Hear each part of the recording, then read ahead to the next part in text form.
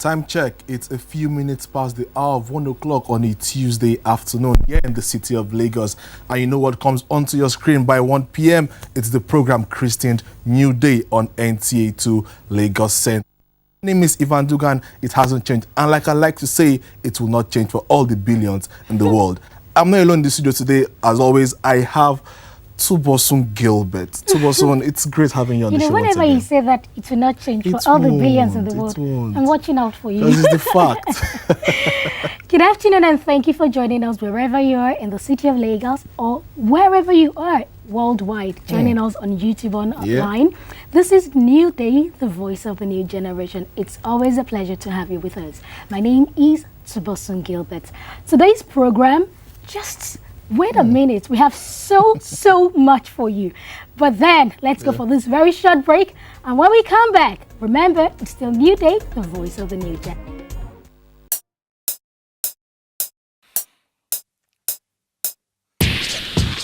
Wanna be in the know? Tune to the show. It's called New Day, now in your zone. Touching the work and career. Ends up in the play zone. Take luck to entertain, inspire to make you feel at home. And it's all about you. It's all about you. New Day. New Day. It's the new day. New Day. It's a new day.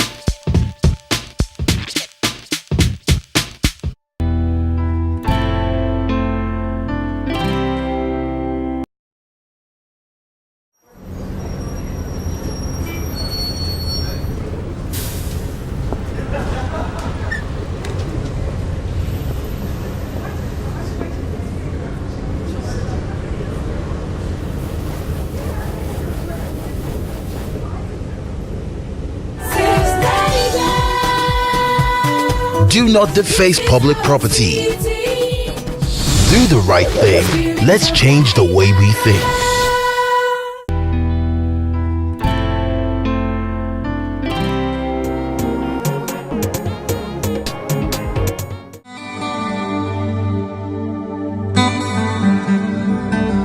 I grew up in Nigeria, in the northern part of Nigeria, Sokoto, in the capital of Sokoto State. And I've always loved cars since I was a little kid. And my brothers and dad also loved cars a lot. And I love drawing, so I thought I'd put the two together to really go into car design. And as you know, there's nothing like that in Nigeria. Actually, in the whole of Africa, there's no car design. So I had to go outside Nigeria to study automobile design.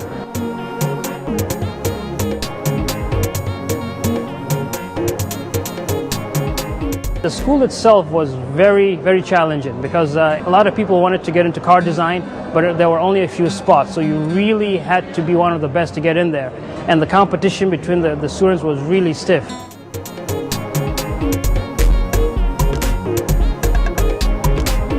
You know, car design, because it takes quite a while between the time you come up with the concept, between that and the time it hits the road, it takes a while. So we're always dealing with the future.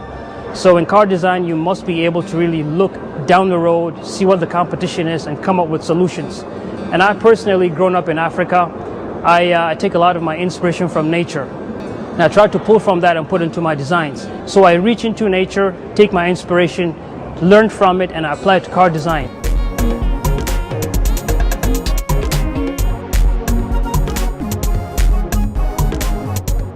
In life, everything has its positives and negatives. And you can find something wrong with any community, with any part of the world. And it's not right to really talk about the negative about Nigeria. The positive far exceeds the negative. And that's what I dwell on. I just keep focused. And I know people might think negatively, but there's a lot of Nigerians. I think Nigerians as a whole are doing good. And they're contributing significantly to the development of the United States, to the development of a lot of countries around the world, and most especially their own country. So I keep that as my focus, and I use that to just continue going forward.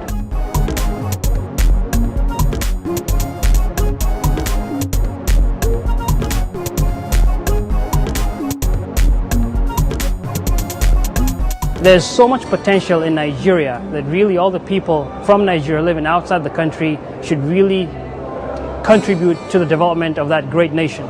it's great, to live outside and make a living. But I think it's a spiritual call to really contribute to our roots. It's just amazing. I mean, each time I think of Nigeria and the potential that exists, the potential in the people, the potential in the land, it's just mind-boggling what could be done.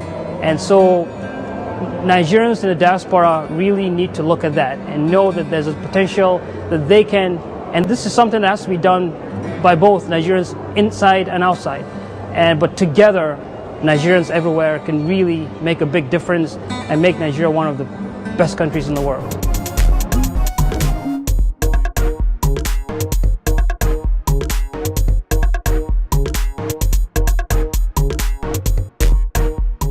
Many years ago, when I had a dream myself, and a lot of people said, no, you just can't do that. We don't even make cars in Nigeria. Why do you want to become a car designer?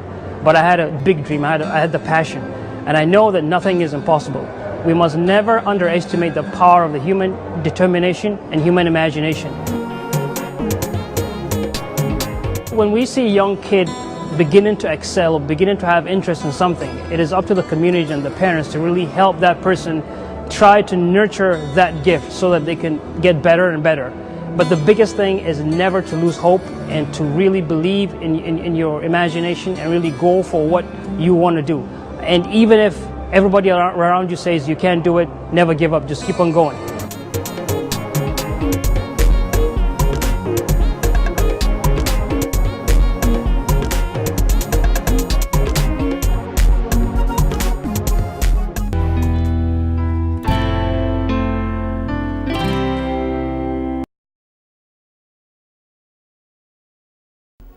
That was Jelani Aliyu, the creative designer of General Motors. Tunbosun, that was quite interesting on the leading edge, the creative designer of General Motors, far away America. And, it's quite inspiring. He said something there that the sheer potential and human power in the lands of Nigeria is mind-boggling. Yes, and there's something he also said that inspired me. Yeah? He said that even if people say you can't do it, never give up. Keep doing it. And he's one of those people that remind me that we have beautiful, beautiful potentials right here in Nigeria, and something good always comes out of Nigeria. Forget all those 419s, forget all those. We are focus on the positives. And I think, with the positives that we have, we can always channel it into the greater use for the country. End of the day, because if you look at all the big countries, the Americas, the Chinas, the Russias, the United Kingdoms, all of these countries, they have negative aspect, but most of the people focus on the positive aspect of them just because of the way they paint the picture. And if we can paint our picture like that, I tell you, the way foreigners will view Nigeria will be in a different light entirely. Okay, now talking about painting the picture of Nigeria in a positive light, on the Inspire Me segment today, it's a very great honor and pleasure for us to have two CNN Multi-Choice African Journalist Awardees. Oh my God, they are painting Nigeria. Are they painting it red or painting it green? Whichever way. They are painting it well. But you'll get to meet them on the Inspire Me segment. And following closely after the Inspire Me segment is the Milestone segment. If you're a sport lover, or for somebody like me that wants to know sports by force. By fire, by force. I think don't worry, just stay tuned to the Milestone segment. You will get to learn one or two things about the African Nations Cup. And before we say our goodbye on the Business Intelligence segment today, we have a topic, formula. What is the success formula for your business? And what is that success formula that you can actually apply to your business? You will get to know that on the Business Intelligence segment. So, I guess I'm right when I told you earlier on that we have so much for you today. Even by the time you meet our guest, I think with that, I mean... So... Well, don't forget as well, you can send in your contributions via our social media handles. Our Twitter handle is at NewDayTvShow. And on Facebook is www.facebook.com/NewDayTvShow. And Tunbosun has rightly said we have two wonderful guests in the studio today with us. And I'm so eager and I can't wait, Tunbosun. I think I need to introduce our guests today. I need to introduce them now. And it's my pleasure to welcome the duo of Obinna Emelike and Pelu Awefoso, CNN Multi-Choice Journalist awardees onto the show. It's a great pleasure having you on New Day TV show. By the way, I'm a journalist, and you're also a journalist. How does it feel interviewing a journalist? I don't know. It feels great. It feels good, I think. And from Obinna, what about you? I'm a journalist, as in... It's like I have to be on my toes now because so I don't make mistakes. Don't you have to toes? it's like a driver relaxing and to be driven by somebody. Oh, So really? it's a different Okay, experience. I think I like that that poem, that poetic from that poetic way. The thing is, we are used to interviewing people ourselves. So when it comes to a time where people have to interview you, it feels a bit funny, a bit awkward, but it's also good to enjoy the ride. Okay, I enjoy the ride now. Exactly. Because sometime soon the table might turn, and I might be the person there. Yeah, and I'll be there for sure. It happens. out. Thank you. It's great having you guys, like we said. Thank you very much. How was it, winning the award and all of it, from the scratch, being nominated and your stories, getting through the hundreds or thousands of stories that were filtered by CNN and MultiChoice. How was it? Well, if you ask anybody who has been on that platform, who has won the award, they will tell you just one thing. It feels great. It feels exhilarating. It's something you look forward to as a journalist on the continent. When I won in 2010, I think there were more than 2,000 entries when I won. And to be singled out as a finalist out of all of those entries in your own category, it means so much. It will mean so much to anybody. And at the time it came, I'd put in for the award a couple of years before then. Nothing happened, but I never lost hope. Like the man said, you never just stop. Just keep, you must be determined. And that was essentially what I did. And when the time was ripe, I got nominated. And I wasn't just nominated, I won eventually. For me, it was like, flying a flag for my country. And we were asking, what color are we painting Nigeria? We're simply painting Nigeria green and white, for the rest of the world to see. So it's really a beautiful experience. It is the award every journalist on the continent is gunning for. Exactly. And it feels good to be the few from Nigeria who have won it. Okay. Yeah. Good. I know that the story that actually got you that award is Ojuku Bonka and City of God. And for you, Mr. Emelike, it's the rule between us. What's that rule between us? The road between us. The road between us. And journey across Nigeria. Yeah. So I asked you earlier on, so I want you to say it now. Yeah. Journey across Nigeria, what is it like? The thing is, I'm a journalist. I'm also a tourist. Yeah.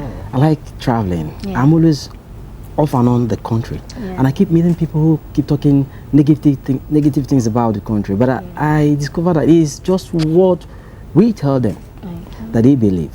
I was out of the country in May, and we were about at the immigration point talking so many things about Nigerians. Nigeria, how bad we are. This.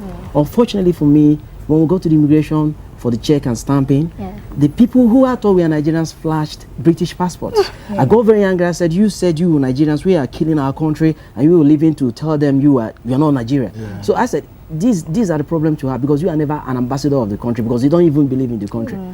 So because of that, I made up my mind. I got determined to showcase Nigeria in a very positive way. I decided to undertake that journey. I took my leave.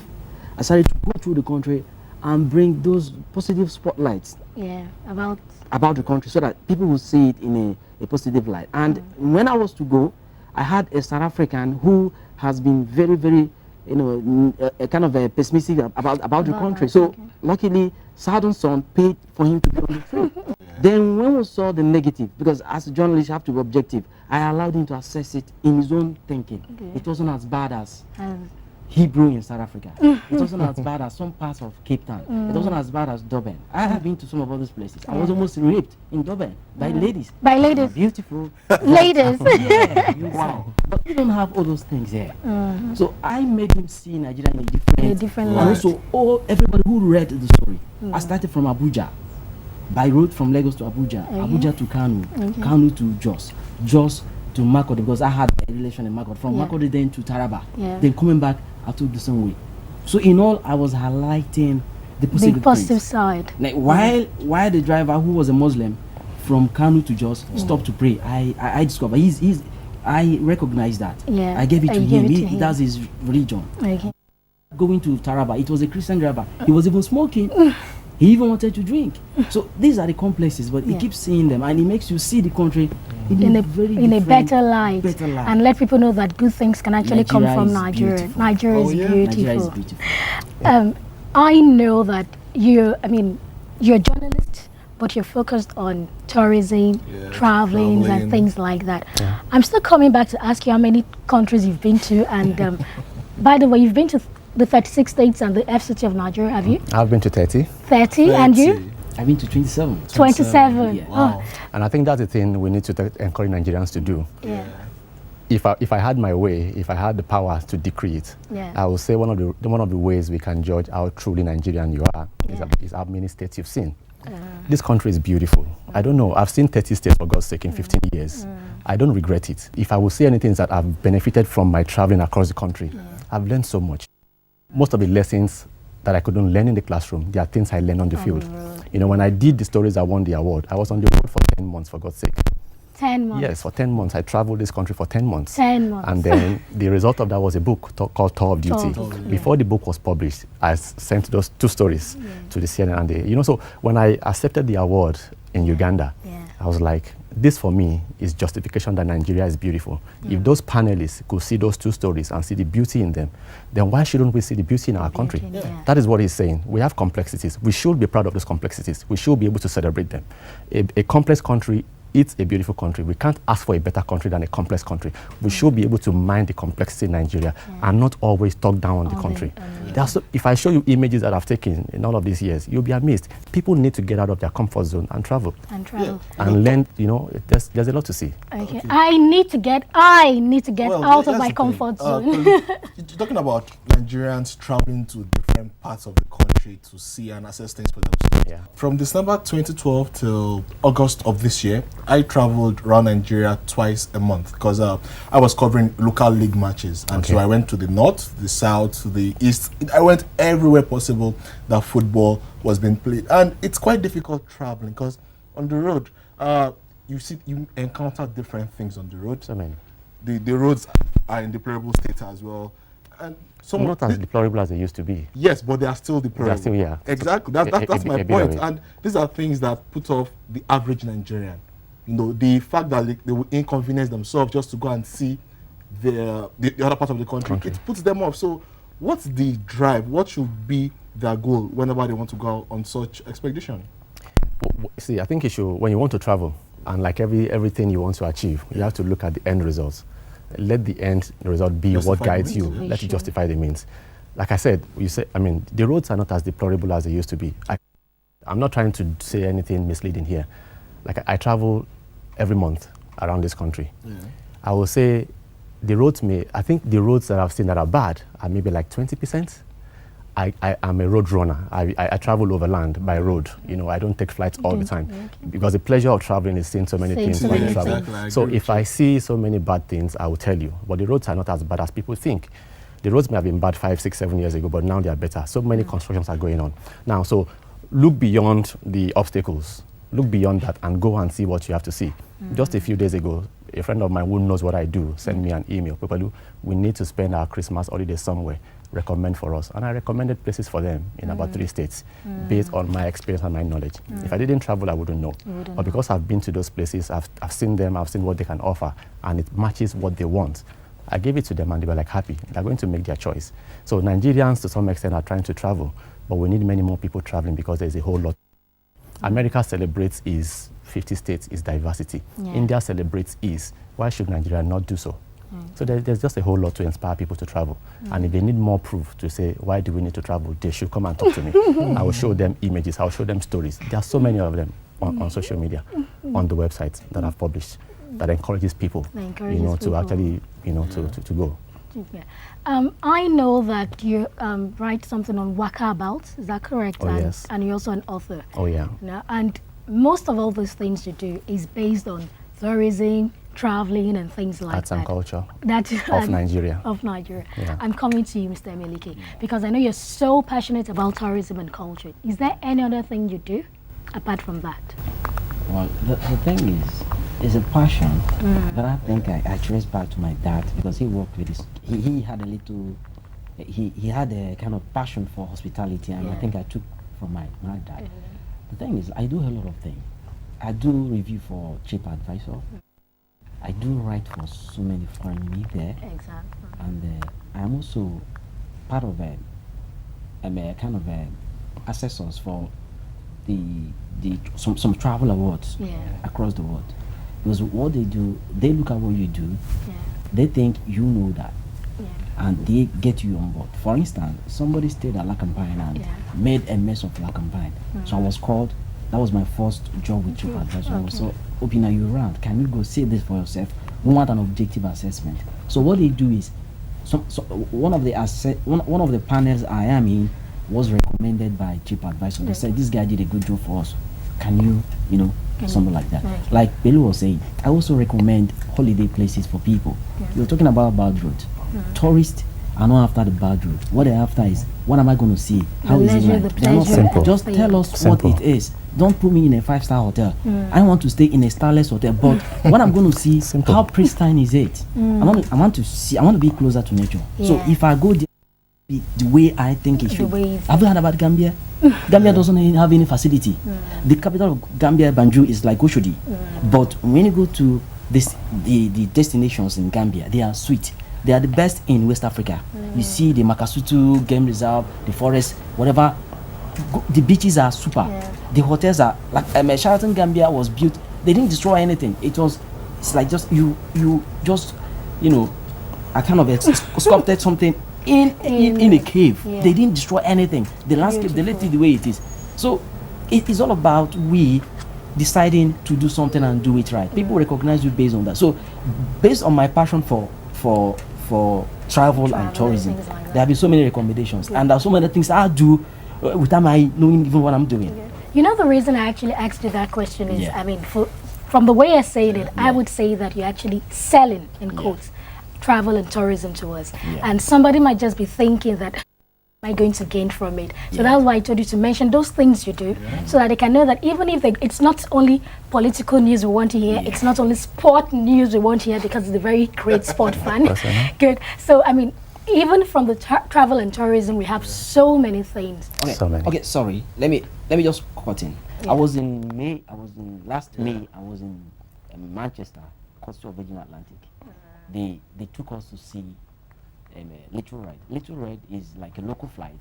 It takes when you get to Manchester, Heathrow, instead of going by road, you simply get to Terminal 1 and you're off to Manchester, Aberdeen, and Edinburgh. But they made it for Nigerian.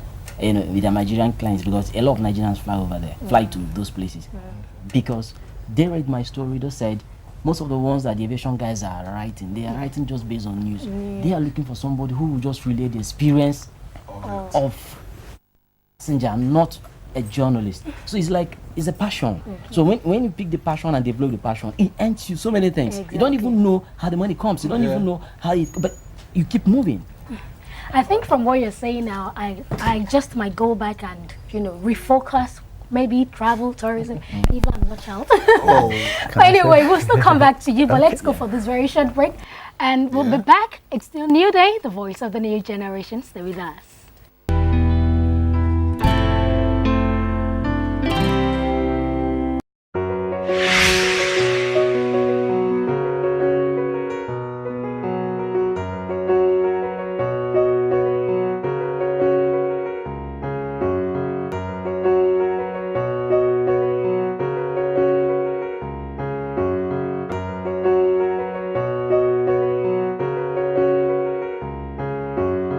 Football is the opium of most societies, and it's highly evident.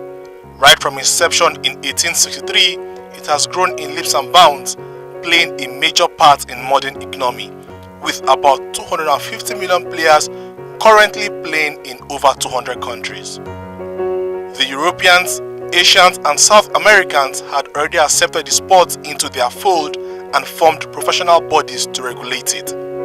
But in Africa, despite the admiration of the game, an association failed to materialize until the 3rd FIFA Annual Congress in Lisbon, Portugal.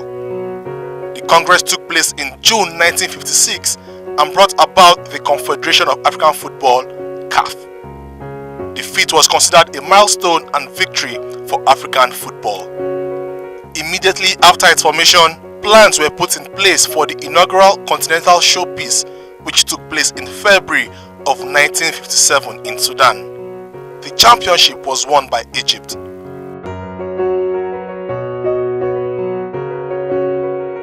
Today, African players play important roles in European clubs and have also gone on to win prestigious honors, with the most notable being Liberian George Opongwea winning the 1995 FIFA Footballer of the Year award.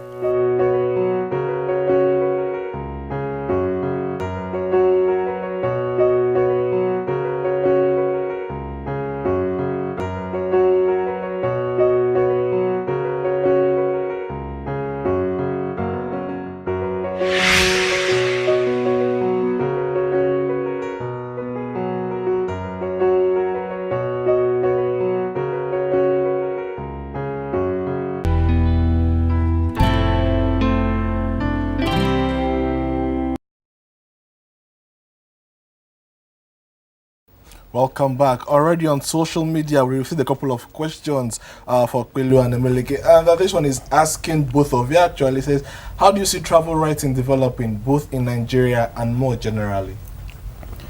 Well, there are a few of us doing travel writing. Yeah. I focus solely on travel writing all my career. And I look forward to mentoring a lot more people in this area of writing. I'm a creative writer as well as a journalist. Creative writing is what I devote into creating my travel stories.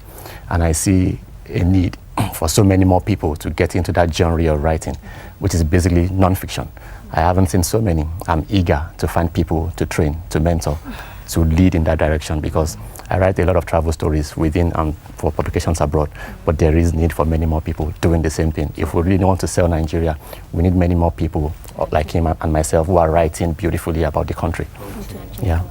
You know, just before we answer another Twitter question, this morning I met a guy. He said he just moved to Aja. Okay. He has always been living at Ikeja on the mainland. Yeah. So he decided that today he's going to go around Lagos Island and the environs to know so much about it. I know that you travel a lot. And while you're traveling, do you meet people that also tell you the same story that, okay, I just want to learn? I know you might want to mention these people, those photographers that actually they travel around Africa to take pictures. Invisible Borders? Invisible Borders. I don't want you to mention their names. Why not? I mean, I'm talking about citizens. I mean, people like me. The normal Nigerian. So who is the abnormal one? But the thing is, many people still travel within Nigeria. You know, I would like to encourage. While you're traveling? I don't meet so many. Like, no, I don't meet. I only meet expatriates. That's the amazing thing about traveling within the country. Expatriates are the ones who are traveling extensively in Nigeria. They're the ones I meet when I travel. They're the ones I meet at the festivals, Ofala Festival, Agungu Festival, all of those local festivals. They're the ones having vacation and they come in hundreds, and Nigerians just don't know what they are missing. If those guys can fly all the way to this country to see the festivals that are our own, why should we not see the same festivals? I've documented all of these things. I've captured Onyibo people taking pictures and enjoying themselves, Abuja Carnival, all of this. And they have the dancing, even though some of them might not be dancing to the beat. To the beat, because they love what they are still moving the body. Yeah, they love what they see. But we don't love what we have. It's the painful part of it. So when I travel, I see so many expatriates. I don't see Nigerians per se. You know, and I like to encourage your friend. I also do what is called excursions. In Lagos, I can tell your friend 15, 20 places he can see to have a beautiful experience. The problem again is Lagosians don't even travel within Lagos. And there are so many beautiful attractions now that you can see in Lagos. I was part of a team that did a guidebook for the city of Lagos. It's the first of its kind in the country. You need to just see that guidebook, and everything you need to see in Lagos to have a great time is just documented in there. I'm happy to have been a part of that project. So your friend, if he has the time, if he doesn't mind, if you just talk to me, I'll tell him, even if it's 5 places. I don't know if I can mention names, but I mean if I can mention locations, but there are so many places in Lagos now that Lagosians can actually go and see and have fun. Christmas is around the corner. Oh, yes. Don't mention the name of the place, just mention the name of the state. Okay. Where can I have a beautiful Christmas? I'll suggest you go to Makurdi. Benue State. Benue State, yes. Okay. I would also suggest you I go know to somewhere. the food basket of the nation. Oh, yes. The beautiful thing about Makurdi is the fact that it has. I spent Christmas there last year. That's why I'm recommending it to you. Yeah. I've begun to do Christmas outside of Lagos now, and I chose to go to Makurdi last year. Makurdi is the one city I've seen that mixes, traditional lifestyle with city life. It juxtaposes. You can't tell the difference whether you're in the city or you're in the village because the huts are still there, solid, strong. Yeah. As a matter of fact, rich people, it's not even about being rich. The rich ones and the poor ones have huts in their compounds alongside the cement structure. They love their traditional way of life. When I was in Katsina last year, I saw that as well. You see it there. So they're passionate about it. So when you go to that place, you feel like you are within a traditional setup. There's nature, there's everything there. Village square, even in the city. Everything there. So it's so amazing. You can also go to Delta State. It's a place I really want to go to. It's also a beautiful place to go, especially around Christmas. They have a couple of social, traditional events that I've been told to go to. It may be my destination this year. Okay, we might meet there. Okay. We just might meet there. Exactly. Obinna, I have a question for you. This one is coming from Ola. It says I should ask you, there are some fiction writers who are trying to create a narrative of everyday Nigeria or middle-class Nigeria to counteract pervasive depictions of poverty, war, and so on. Do you consider your work to be doing something similar? Because I've read some of your works. One thing about writing, about creative writing, it could be fictions, but one thing about tourism, one thing about travel is reality. Because if it's deceptive, when someone gets there, or when you sell an idea that is deceptive to somebody, when he gets there and discover that, say we are forced, it is a word of mouth. It will have a word of mouth effect. He will go telling 1, 2, 3, 4, 5, 6, and he keeps going that you are fake, the place is fake. Like I told you about Lacampine, somebody made mess of Lacampine. So when I was told to go there and check myself, I discovered that the guy asked for discount. He was given the discount he wanted. He asked for our ladies. They said if you want our ladies, that you should go for yourself. Go see them yourself. You can do that. At the end of the day, he didn't get what he wanted. He went to a cheap advisor and messed up the whole stuff. But that wasn't the truth. So if I am writing, making it, padding everything up to make you believe what I'm writing is genuine, you should go there, I am deceiving myself because I want you to travel. And I want you to enjoy traveling, and I want you to, impact whatever destination you're going to, because a lot of people, it has economic effect. A lot of people depend on your coming, your little naira dollar. So I want real traveling. So I'm not even after the middle class. What I'm after is genuine travelers who will go in there and impact the community they are traveling to. It's not just you traveling for traveling's sake. And like when he was talking about traveling within, the problem is not that Nigerians don't travel. The Easterners travel a lot. They are all moving for one wedding, for one this and for one that. What we are asking for in all those weddings, after the wedding, spend 2 days, spend 1 day, go see the other side of the city, go see the other. Before you know what is happening, you are encouraging domestic tourism. So we can encourage people to travel within. It's all about you, stepping out of your comfort zone, leaving that your brother, leaving that your sister, and go see the zoo, see the museum, go to the beach, and off you go. But by the time you know what is happening, tourism is on. So it's not about making you believe you should go. It's reality. I won't tell you Lacampine is bad. I won't tell you Lacampine is good. I'm going to be objective about it, so that when you go there and you relate with the experience I'm talking about, or I relate in my experience, if it's in line with what you think, go ahead. Okay. Well, it's been great having both of you on the show today. I'm sure, I hope our listeners out there have learned a lot about Nigeria, and if not, they can as well go online and do their own research. I know there are a couple of websites that have sprung up right now on tourism and hotels as well to make life easier for Nigerians. We'll go on another quick break. When we return, the program continues.